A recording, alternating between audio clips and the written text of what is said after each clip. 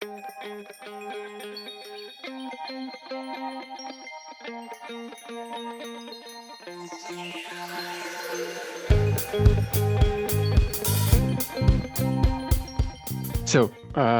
thank you for the invite. Yeah, I will talk you about governance and our governance structure. It's pretty new. I'm just working for 1 year in in Ostend. I'm policy coordinator at the strategic level of the strategic coordination service, which is interesting to know in forehand. Is that as strategic coordination is one service department that falls directly under the director of the city. So our natural assignment is to organize the organization, like the whole community or the whole local authority. So in that sense, working integral and transdisciplinary through the departments is already the question we have for our service. So that's an interesting one to look to, climate adaptation, mitigation, transition questions. It's like a very nice perspective as service to look how you're going to organize your organization to cope with that difficult of wicked problems. To tackle those wicked problems like climate and energy transition, we designed the governance structure, which I will elaborate on later on. But just to start also is like we have this different policies and policy plans like every city has in Europe. Like we see that there are two difficulties is like the city, how it is designed today, which you saw some examples of Cornell already, is like we are designed cities that put a megaphone on the climate trend, like in heat island effect. I will still contribute a lot in CO2 emissions to that trend. So on the one hand, we have the difficulty of try to mitigate or greenhouse gases and also to change or adapt our cities to the consequences of that contribution. So a bit of Ostend and how it is designed and some opportunities. We have also a lot of development, new developments in the city. So we have a lot of high-rise buildings, new high-rise buildings for high class, middle class, and tourists, like second owners who rent and verhuurders, how it goes in English. I don't know.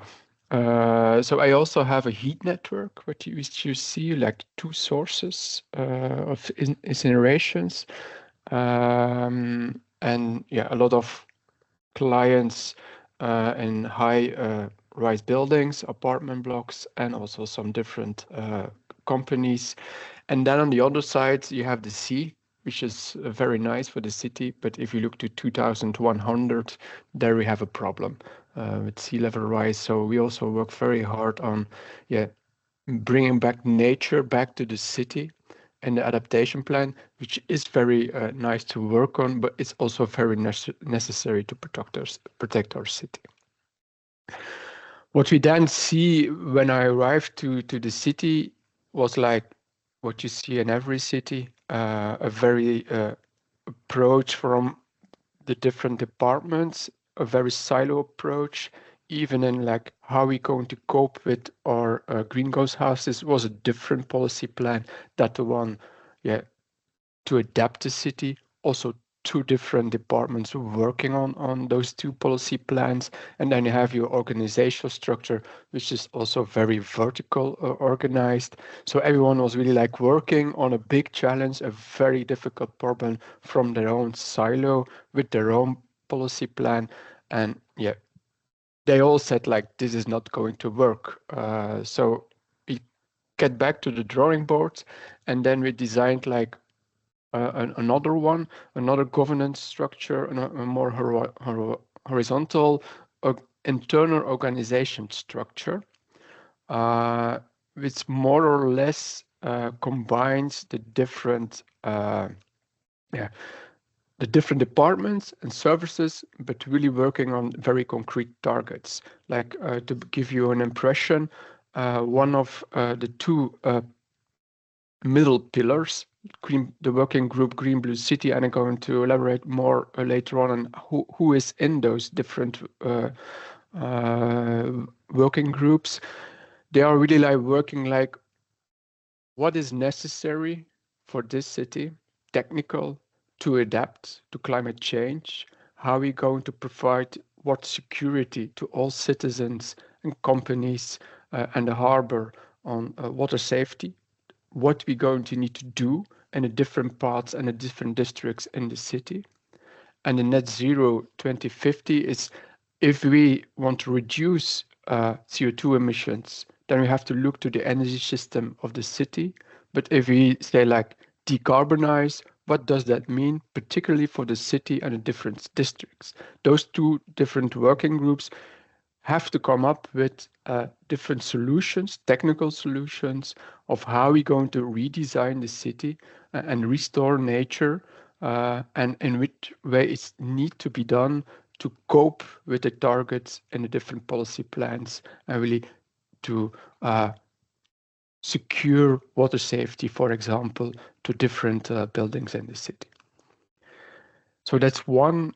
Then we hopefully know what we're going to do. Then there's another working group around sustainable districts. So when we have the answers of those two technical working groups, how are we going to implement that in the city? How are we going to work, design, guide project developers, but also around spatial developing, how are we going to guide them through our spatial planning processes to build the necessary steps to make sure the adaptation process is also executed. So there's a working group really working on that, like designing new spatial planning processes of really like redesigning of the reconversion of the different districts in the city. And then the last group is guiding all those stakeholders in the city and citizens, like explaining, giving information, how are we going to inform the citizens and get them really engaged in those transition processes we are designing in this governance structure. So you see also different levels in the governance structure. So I elaborated on the working groups, and above that you have the climate cell, which is like the core, the motor of the whole system. And then you also have the steering group. So it's a very classical one. Steering group is also the management team of the city. And so we are really very high in authority, which is giving a lot of opportunities. We also make very clear what are the different roles of the different levels in the governance structure, what they need to do to make this governance structure work. So we will have some working session on for the steering tool with the management team, like what are your tasks, where do you need to steer, what decisions you need to make, how are you going to monitoring or work. So we really have to, made some for each level. We put in their role, we describe their role and engage them in their targets they need to execute. So a bit about who is in the working group. So it's not a trickle down or a vertical organization structure. It's really like a horizontal structure. And we translate that in, or we had two pathways designs. One is like more or less the European way. Every member of the team that is involved in one way or another way to a particular task or target of a group is involved in the whole process. So that was a lot of people we have to put together, and that was not workable.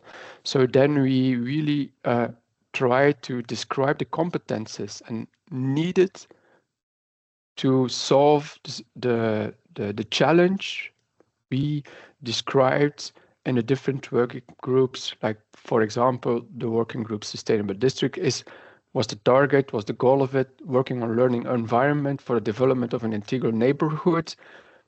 We look into this organization, which competences were very available and are core and necessary to solve this challenge. And so we searched them around the organization. Some directors are involved, some are colleagues of mine, but like you see, like the different directions are all integrated in a very structured way of a leader and a working group and who is appointed to lead this working group and how it's going to work. Maybe another one to be completely full. You see the in the storyline is you see also some projects. These working groups don't do their work all. They don't need to solve everything on their own. They can formulate also projects that help them to make the targets clear and more visible in the city. So we're doing really like a step-by-step development of the transition maps and on a neighborhood level. We designed like different phases for to guide also these working groups. It's like you have an initiation phase, which is already very like co-creative. We're really engaging with the citizens. So here you see like a round of tables we organized on really having district talks with the citizens and how you live in the neighborhood. What do you experience? What do you miss? What do you like? And really those different interviews we made are really like a data level. We're going to take into like more making like a compass to the development of the district, and then we go like you see in the next in the visual, we trying to build up like how does like such a new district looks like, which projects are needed, and then we trying to put in a kind of process and transition map, trying to put a motor in it that we is like, yeah, if we tell something about to be like the blue-green network we have to restore in the district, then we also have to execute it, try to find financing for it, design it, and then implement it and evaluate it afterwards. So we are trying to really put in this governance structure a project approach to really execute also what is in the policy planning. So that was our first design, which already have some good consequences, but also showed some difficulties. So, but that we have calculated in the process, because and now we are already starting with the design of the 2.0 governance. We called it Nancy, and formulated a common challenge for the governance structure. You can see it there is like in over 6 years in this legislation, we really want to have tested and developed a methodology for the transformation or the sustainable transformation of the districts in Ostend. So that's really a nice one. And then we also have detected like 7 gaps. If you want to really work on this integrated manner, then we have to solve like 7 things we miss for the moment in the city. Knowledge about how to co-produce this kind of transition maps with neighborhoods is something is really new for us. So we have to build up knowledge there about decision making in those transition schemes. How do you make decisions, and who is making the decision then, and what is the alderman makes for decision, on which level you make decisions. So we really have to build up this levels of decision making, and also regulatory framework are difficulties, but that's nothing new. So what we're going to do in 2.0 is in this structure, we want to have really like having a drive towards 2050. If you really want to cope with our 2050 goals, we really have to start working on a higher level of project impacts and results. So we try to organize ourselves like, we're going to make and develop new policy plans, but they have to make very fast connection with the work on the terrain, so and in a coordinated way. So we are going to make transition maps, and then out of these transition maps, you're going to really design projects that step by step is evolving to the reconversion of these new districts. But just showing that we are trying to develop our first plan for this new approach of new way of working in the coming year. So voila, that's all.